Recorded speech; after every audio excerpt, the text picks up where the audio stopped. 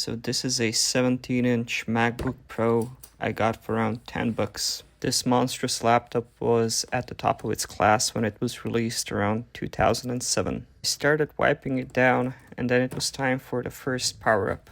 I plugged it in, powered it up, and it seemed to power on just fine, even though it was showing that there was no operating system to boot off of. Plugged in my bootable Snow Leopard USB and started installing it. Oftentimes people ask me, what do I do with these old computers I get? And for the most part, these old computers are pretty useless for modern productivity. Mostly get them because they're free or cheap, and I like messing around with them. But there are certain useful things you can still do with these old computers, and I had a plan for this particular old MacBook. So the OS installed fine, although I did notice the fans were going at a full speed while it was installing. It turned out this unit had a working original 160GB hard disk drive. So upon installing the OS, I did my little dance because the Snow Leopard intro music is quite good. I then entered all the information and took a appropriate profile picture.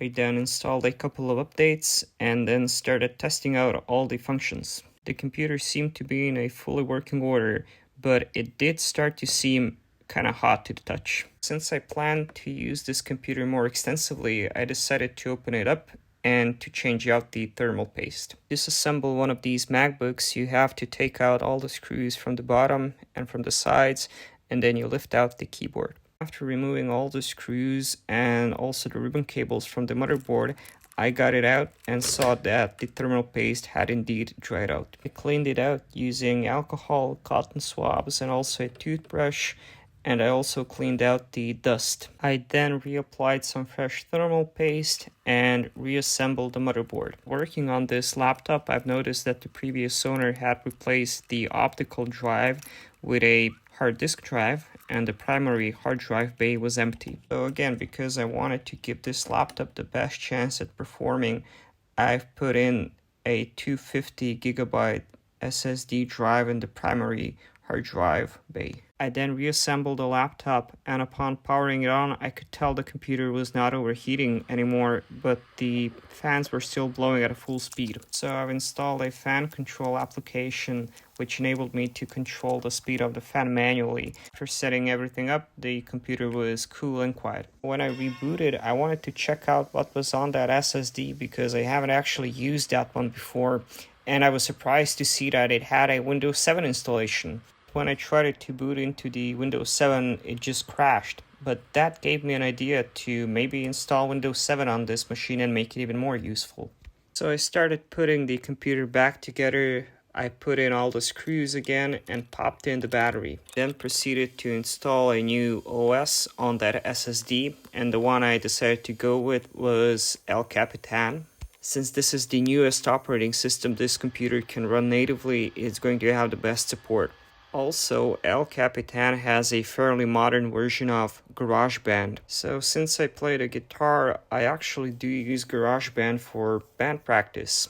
If you've ever been in a band, you know that that's not the best environment for computers. I was actually looking for a computer like this that I could take to band practice and not have to worry about damaging it. So after setting up the GarageBand, I wanted to move on to installing Windows 7.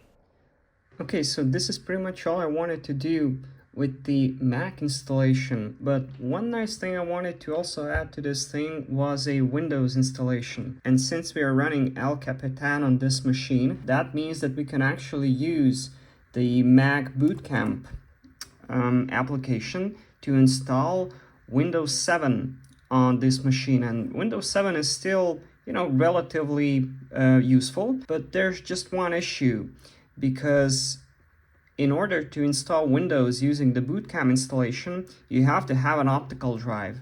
And as we saw when we disassembled the machine, this machine has an additional hard drive where the optical drive, the super drive, used to be. So I do have the USB version of the Mac super drive, but if you've never plugged this in into one of these old MacBook Pros, let me show you what happens. So if you attempt to plug this into one of these older machines, particularly the older MacBook Pros, you will get an error message complaining that the USB device is not supported. And that's because Apple initially designed this thing to work on the MacBook Air, because this was the first computer not using optical drives. But there is a workaround to this problem, and we're gonna try exploring that in just a second. So as I understand this, the reason why the USB SuperDrive is not working is because the machine is not delivering enough power through the USB port. And there is a setting you can change in the system configuration preferences, and it involves editing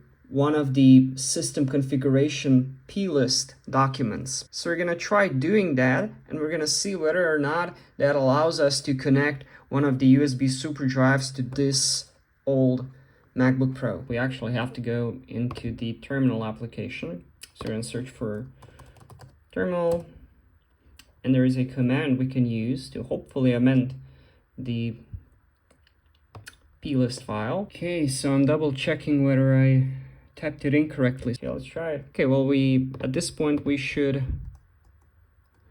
restart the machine and see whether or not this works. Let's just try plugging the super drive in, seeing whether or not it complains again. There's no error message popping up. Well, we're gonna try putting in a disk. I don't have anything better to try than good old StarCraft. Oh shit. So let's see whether or not the disk goes in. Oh my god. It took it. Previously it wouldn't take in the disk. We have DVD and CD drive support on this computer, which is going to allow us to install Windows 7. If we go to the Boot Camp Assistant again, let's see whether or not it complains about not having a working CD drive. Okay, so there's no warning anymore. So I'm going to prepare Windows 7 installation disk, and then we're going to go through the whole installation process. So at this point, I use my modern computer to download and burn a Windows 7 ISO file. Okay, so I have the Windows drivers downloaded and copied to the USB stick, and I've inserted the Windows boot disk into the super drive, and the computer sees it. But here's the issue: it wants to partition my main SSD drive, and I was kind of thinking of installing it on my separate hard drive. But now that I'm thinking about it, I may want to install Windows on the SSD, because it's just going to be faster. And the truth is, I don't need this to have that much space. So I think even if I divided it equally, so if I gave the OS X like 125 gigs and to the Windows also, I think this is going to be plenty. So yeah, I think we're just going to go with that. So we're going to try hitting the install button. Okay, I'm going to report back once something happens. So this cursor has been blinking for a while now. Not sure whether it's doing anything or what. I mean, I guess I'm gonna let it blink just a bit more, and if nothing happens, I guess we'll go from there. So yeah, one thing I can tell is that the disk isn't spinning up. So now I'm thinking whether or not this computer can boot off of this USB super drive, because yeah, as it is, it's just not spinning up. I know that feeling when you're working on computers and then at some point the computer starts fighting back. Yeah, this is when that happened. So even though I got the external super drive to work, the computer just wouldn't boot from it.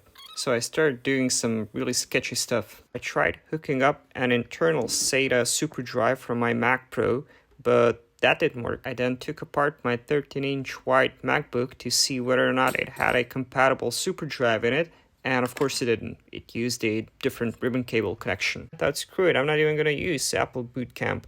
I'm going to try booting into Windows 7 directly. So then I tried making a bootable Windows 7 USB on my modern MacBook, but that didn't work. The computer wouldn't recognize the USB as a bootable device. So then I switched to using a Windows system, and I used Rufus to do essentially the same thing. And for some reason this took forever. I then later realized it was because I used a really shitty old slow USB drive. But the computer still wouldn't recognize the USB as a bootable device, so I ended up installing a different boot manager called Refined, and at that point the Windows installation turned up. And of course that didn't work. It again threw an error.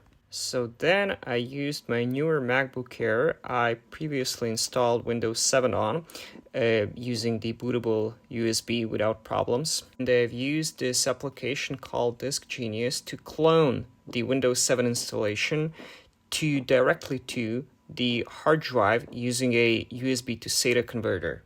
After it was done copying, I popped the hard drive into my MacBook Pro and booted it up. Oh my god. There it is. Okay, taking bets on whether or not it boots. I doubt it. Piece of shit. Blinking cursor. Starting Windows. It's gonna crash. I can already tell it's gonna crash. Come on. Piece of shit. Yeah. I tried booting it up a couple of more times, but it just kept crashing. I've also tried booting into the safe mode. I've tried disabling driver signature enforcement and all sorts of things, but the computer still wouldn't boot into Windows 7. I've also tried the Windows repair option, but the startup repair just wouldn't repair the computer automatically, and the computer still wouldn't boot. So at this point, I just gave up. No, of course I didn't. I took apart the computer for like the 50th time, took out the hard drive, put it in my Mac Pro, and tried installing Windows 7 from that computer. At this point, I started getting the feeling that I was cursed because I also got an error message installing Windows 7 on my Mac Pro about Windows not being able to copy all the files. So I burned a fresh Windows 7 installation DVD and it seemed to be installing fine. But of course, as soon as I thought the Windows was going to boot up, I got a blue screen of death. So after that, I just gave up. No, of course I didn't. I dug up my old piece of shit Pentium 3 computer and tried installing Windows XP to that because I thought maybe I could install Windows XP to the hard drive and then upgrade to Windows 7. But even though Windows XP installed fine on that hard drive, once I popped it in my MacBook Pro and tried booting off of it, I got a bunch of error messages. Because of course I did. So about 1 week later, I dug out my old 15-inch MacBook Pro, which is a very similar model, but this one has a working DVD drive in it. So just to show you how easy this process can usually be, I've installed Windows 7 to this machine using the Boot Camp Assistant, and it went without a hitch. That's actually not true. I actually did get one error message popping up about files corrupting or whatever, but upon restarting the installation, it seemed to install fine. So now I finally had my Windows 7 installation on the MacBook Pro. So you might wonder what I wanted to do with Windows 7 on this machine. And to be completely honest, I've completely forgotten why I wanted to install Windows 7 on this machine. At one point, it just started being this obsession. I felt like I was on a mission from God to install Windows 7 on this machine, which clearly didn't want to have Windows installed on it. I guess what I've learned is older Mac machines really don't like booting Windows off of bootable USBs or off of hard drives directly. So yeah, what I really wanted to use this computer for was GarageBand, and that works beautifully. As a matter of fact, I've been using it ever since and had no issues whatsoever. So I'm going to leave you with this footage of me playing, which I recorded using this old MacBook Pro. Thank you so much for watching.